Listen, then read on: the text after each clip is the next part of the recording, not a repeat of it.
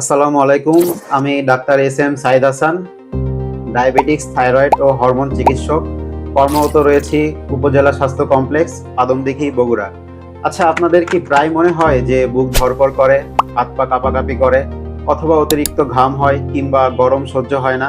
তাহলে আপনার হতে পারে থাইরয়েডের সমস্যা। বাংলাদেশে প্রতি 5 জন মানুষের গড়ে একজন থাইরয়েডে আক্রান্ত।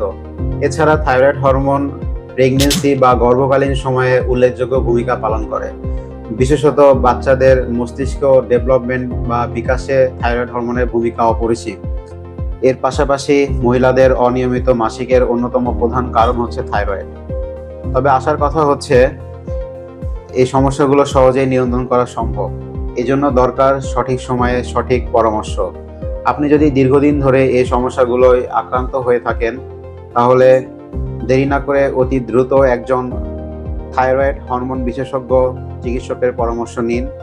মনে রাখবেন, রোগ লুকিয়ে রাখা কোনো সমাধান নয়। সঠিক সময়ে সঠিক পরামর্শই পারে আপনাকে সুস্থতা এনে দিতে। Chamber Bangladesh digital lab, Sevashram road, Naogaon. সাক্ষাৎ প্রতিদিন দুপুর 2টা থেকে রাত 8টা পর্যন্ত। সিরিয়ালের জন্য 01768901453।